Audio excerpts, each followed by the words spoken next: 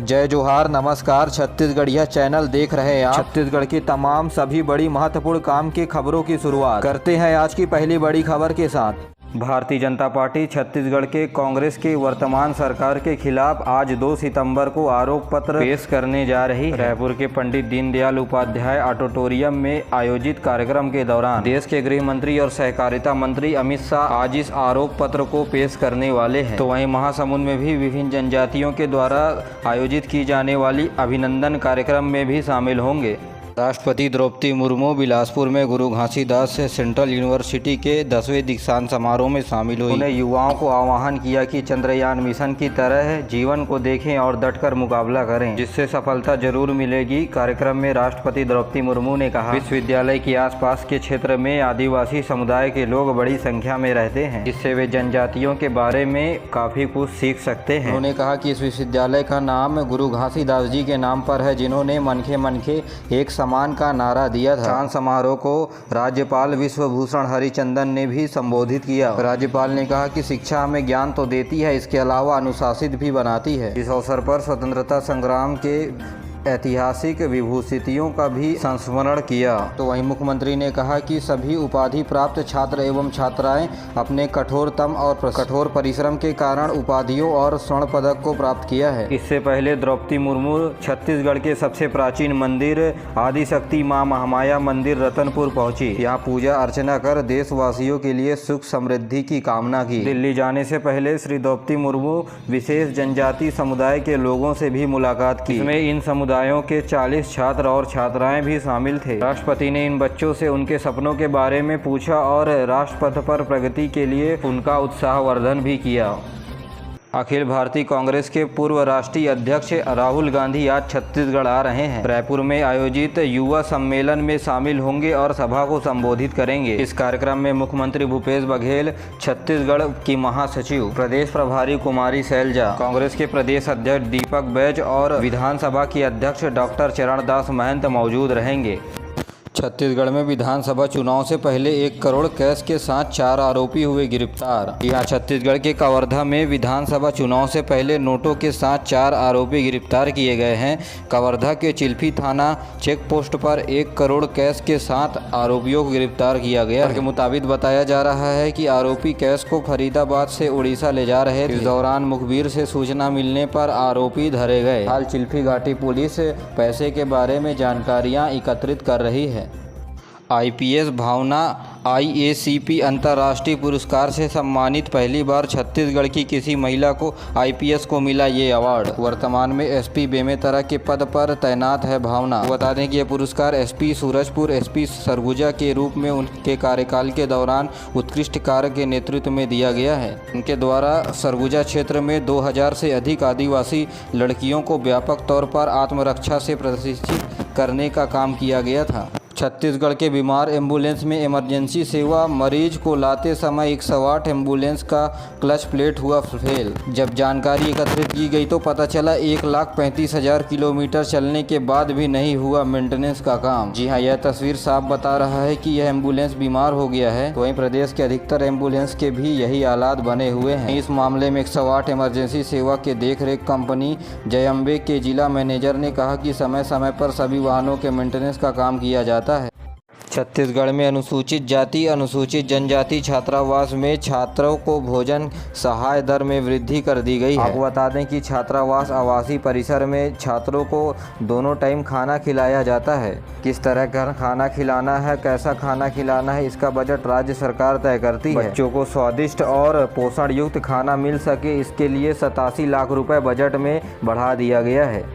छत्तीसगढ़ के सभी अस्पतालों और पुलिस विभाग में आपातकाल की सुविधा को बढ़ाने के लिए डायल 100-112 के लिए 400 नए वाहन खरीदने की मंजूरी मिली है। आपातकालीन स्थिति के दौरान तुरंत डॉक्टर या पुलिस पहुंच सके, इसके लिए वाहन की संख्या को बढ़ाया जा रहा है। इसके लिए मुख्यमंत्री ने वित्त विभाग से 33 करोड़ रुपए की स्वीकृति दी है। इन वाहनों से प्रदेश के सभी 33 जिलों को भेजा जाएगा। आपको बता दें कि 112 की सुविधा 2018 में कुल 11 जिलों में किया गया, जिसके लिए 252 वाहन खरीदे गए थे। छत्तीसगढ़ राज्य में बांधों की सुरक्षा और रखरखाव के लिए 50 नए पद सृजित किए गए हैं। जल संसाधन विभाग के नए पदों को मिली है अनुशंसा। इनमें से मुख्य अभियंता के एक पद, साथ ही अधीक्षक अभियंता और अधीक्षण अभियंता विद्युत यांत्रिकी के एक पद शामिल हैं। इसके अलावा बांध सुरक्षा संगठन के लिए पदों के सृजन किया गया है। इस पद को सृजन समिति की 3 बैठक अगस्त को हुई। इनमें अन्य पदों की बात करें तो कार्यपाल अभियंता, कार्यपालक अभियंता विद्युत यांत्रिकी, भूविज्ञानी प्रतिनियुक्ति, सहायक अभियंता नागरिक, सहाय अभियंता यांत्रिक के अलावा सहायक वर्ग के 3 पद, 8 वाहन चालक के और चपरासी के 6 पदों का सिफारिश शामिल है। छत्तीसगढ़ राज्य का एकमात्र ला हिदायतुल्लाह यूनिवर्सिटी में छात्रा की मौत के मामले के बाद गरमा चुका है और इसी वजह से 3 सितंबर तक बंद रहेगी यूनिवर्सिटी। एबीवीपी कार्यकर्ताओं ने किया हंगामा, कुलपति से मांगा इस्तीफा। हिदायतुल्लाह ला यूनिवर्सिटी में छात्रा की संदिग्ध मौत के मामला गरमाने के बाद एबीवीपी कार्यकर्ताओं ने यूनिवर्सिटी के बाहर जमकर हंगामा किया और हिदायतुल्लाह ला यूनिवर्सिटी के कुलपति से इस्तीफे की मांग की। मिली जानकारी के मुताबिक मृतिका उर्वी भारद्वाज ला यूनिवर्सिटी में 9वें सेमेस्टर की छात्रा थी।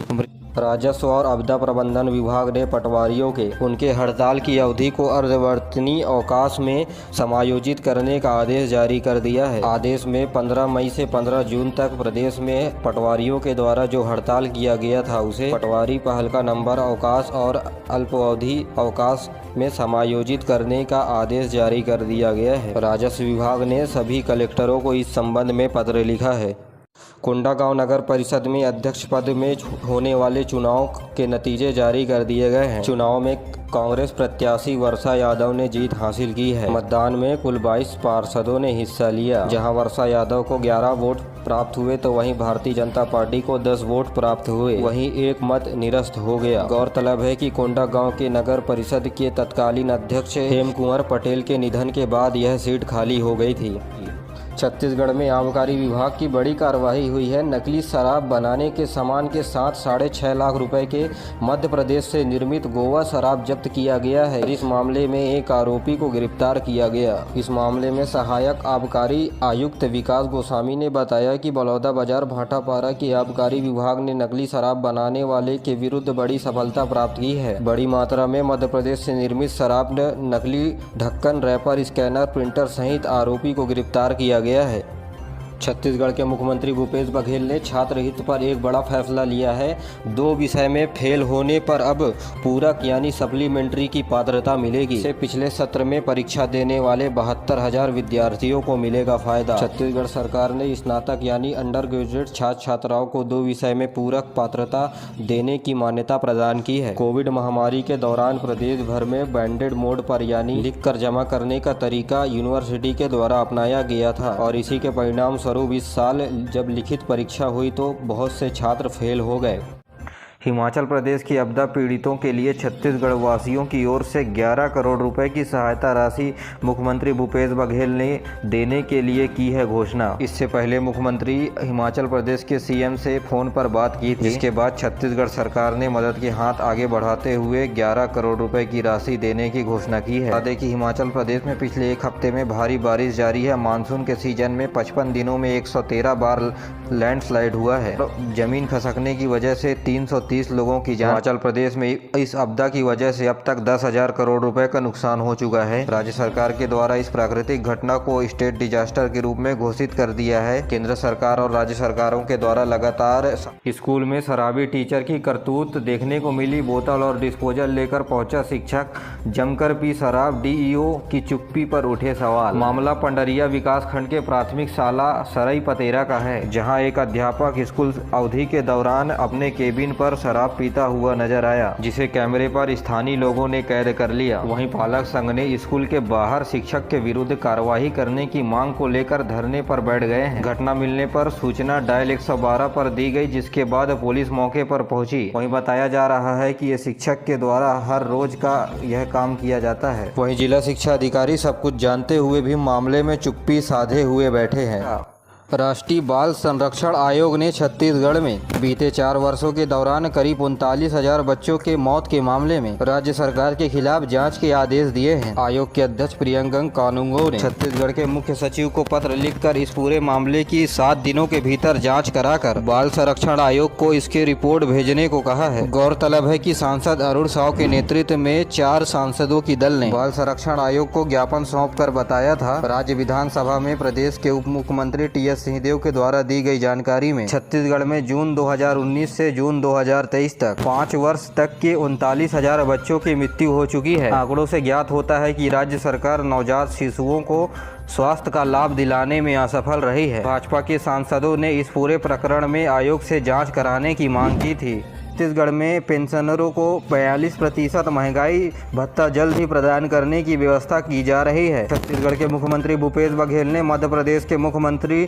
शिवराज सिंह को पत्र लिखा है। श्री बघेल ने श्री चौहान को आवश्यक कदम उठाने के लिए सहमति पत्र लिखने को कहा है, जिससे छत्तीसगढ़ के पेंशनरों को 42% महंगाई भत्ता दिए जाने का कवायद शुरू किया जा सके। आपको बता दें कि सन 2000 में मध्य प्रदेश से ही छत्तीसगढ़ अलग हुआ था, जिसके चलते साल 2000 से पहले काम करने वाले कर्मचारियों के नियम कानून मध्य प्रदेश के नियम कानून के आधार पर इनके वेतन भत्ते दिए जाते हैं।